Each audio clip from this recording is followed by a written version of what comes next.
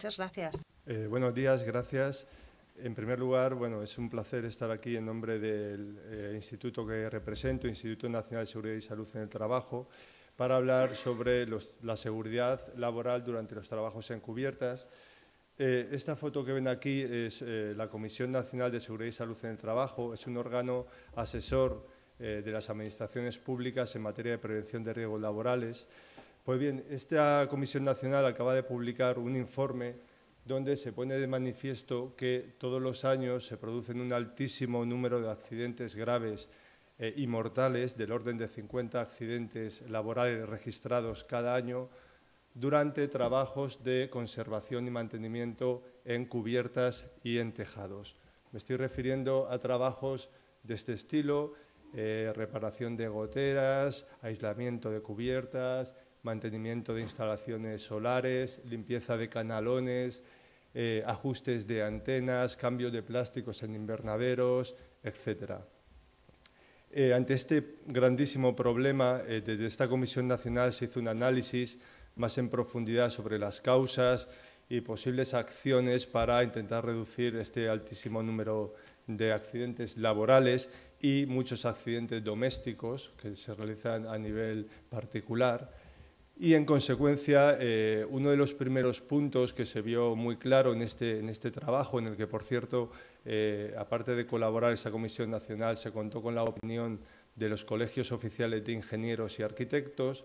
Y, como decía, una de las primeras cuestiones que se observó es que la mayor parte de los edificios en España, y yo me imagino que en muchos países de Europa, nos encontramos que son de este estilo. Naves industriales, por ejemplo, que, como ven, no tienen previsto ningún tipo de acceso a la cubierta para realizar las tareas de mantenimiento o reparación, donde no existe una protección perimetral, ni siquiera existe líneas de vida o anclajes para trabajar con equipos de protección individual. También ocurre lo mismo en los edificios con azoteas planas, donde, como ven aquí, la protección perimetral, el recrecido, no llega ni siquiera a 30 o 40 centímetros, con claraboyas que no están protegidas, que son elementos muy frágiles, lucernarios sin proteger. Y exactamente ocurre con los edificios particulares, viviendas particulares, chalés, que vemos que ocurre exactamente igual. Cubiertas sin accesos seguros, elementos translúcidos frágiles sin proteger, sin protección perimetral, etc. Entonces, ante esta evidencia, en España analizamos un poco más en profundidad esta cuestión y nos hicimos una primera pregunta: ¿por qué ocurre esto? Pues el origen, podemos decir, que se encuentra en que el proyectista, el arquitecto, el ingeniero que está diseñando estos edificios y proyectándolos, a pesar de que está diseñando un elemento tan peligroso como una cubierta, como dicen los datos, no está incorporando en el proyecto los elementos necesarios y las características necesarias para que las reparaciones posteriores o mantenimientos posteriores se hagan en condiciones de seguridad, teniendo en cuenta que estos accidentes se producen tanto durante el acceso y descenso a la cubierta como por el perímetro, el borde de la cubierta, y sobre todo por rotura de la cubrición del tejado o de los elementos frágiles. Ahondando un poquito más en esta problemática, dijimos, bueno, ¿y esto por qué? ¿Por qué el proyectista no incorpora esto en proyectos? ¿Es quizás un problema de dificultad técnica? Aquí todos coincidimos, los que trabajamos en este estudio, en que para un proyectista, un arquitecto que está diseñando un edificio con todas sus estructuras, cálculos, etcétera, el incorporar estas características y estos elementos de seguridad no entraña una dificultad muy grande. Lo que sí podemos decir es que si no se incorporan estos elementos en el proyecto, posteriormente, años después, cuando una empresa se tenga que subir ahí a trabajar y se encuentre que no hay ninguna protección, sí se va a dificultar y mucho el trabajo de esa empresa, esos trabajadores. Nos hicimos una segunda pregunta: ¿es un problema económico? ¿Es muy costoso incorporar estos elementos en el proyecto, en el diseño del edificio? Aquí, igualmente, pensamos, este grupo, que para el presupuesto global de un edificio, incorporar estos elementos de seguridad tiene un coste significativamente bajo.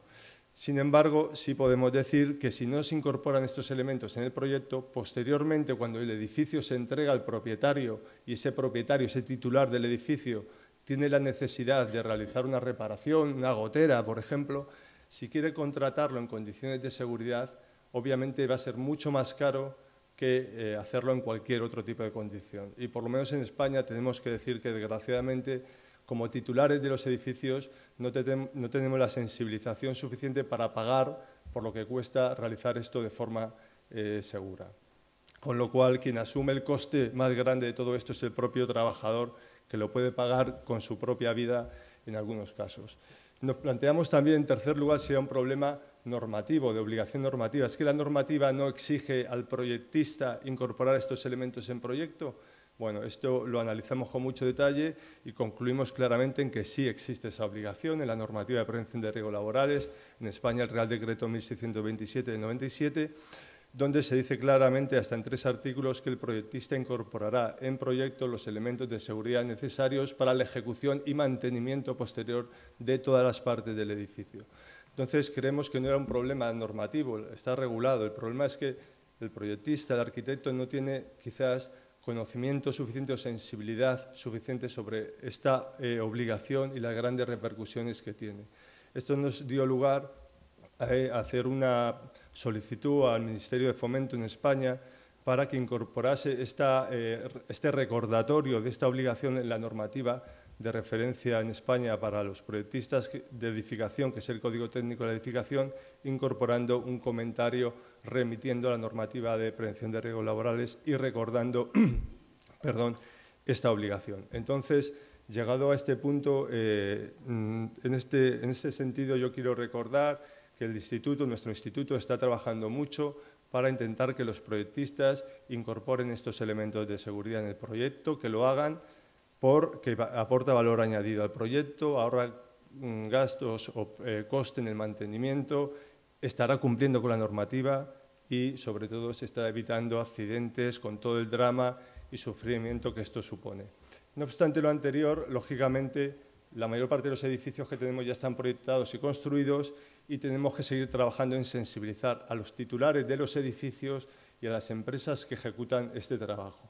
Por eso hemos desarrollado una campaña que consta de un vídeo para dar visibilidad al problema, unos carteles también dando visibilidad a este problema y dando las reglas generales para trabajar en tejados, un documento técnico también que aporta en más detalle las características y las etapas que se tienen que seguir en estos trabajos y unos trípticos con las obligaciones que tiene el titular del edificio, por un lado, y por otro lado la empresa contratista que ejecuta los trabajos en las cubiertas. Vamos a ver el vídeo, todo esto está disponible en nuestra página web, vamos a ver el vídeo para dar visibilidad a este problema.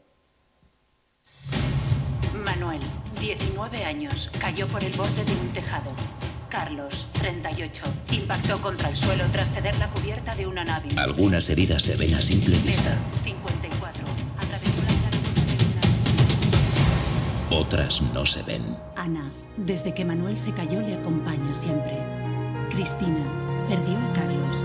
Guillermo no lo recordará. Detrás de cada accidente laboral hay mucho dolor. Teresa y Alberto, El tuyo y el de los demás. la visita de su hijo. Demasiadas personas pierden la vida trabajando sobre un tejado. Estos accidentes se podrían haber evitado. Antes de subir a una cubierta, infórmate, planifica los trabajos y adopta las medidas para que no vuelva a suceder. Cuando trabajes en cubiertas, recuerda que lo importante es bajar con vida. Instituto Nacional de Seguridad y Salud en el Trabajo.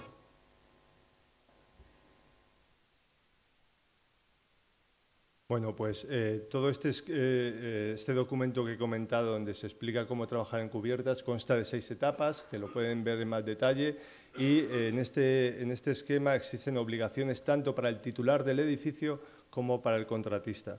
Son 6 etapas que constan de la recopilación previa de la información, la contratación de los trabajos, la planificación de los trabajos, la organización de los trabajos, la ejecución y la finalización de los trabajos.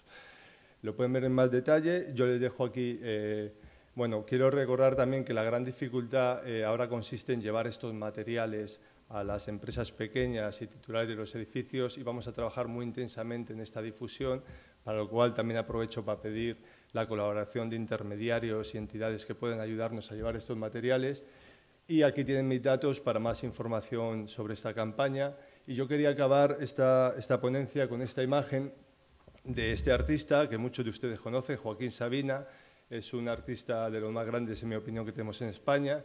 Y no sé si saben que el miércoles pasado tuvo un accidente en un concierto, cayó en un escenario. Yo estaba en ese concierto y creí que era una buena oportunidad para hacer un modesto y respetuoso recordatorio, reconocimiento y recordar a todos que hasta los más grandes se caen y esperemos que en este caso se levante pronto. Muchas gracias.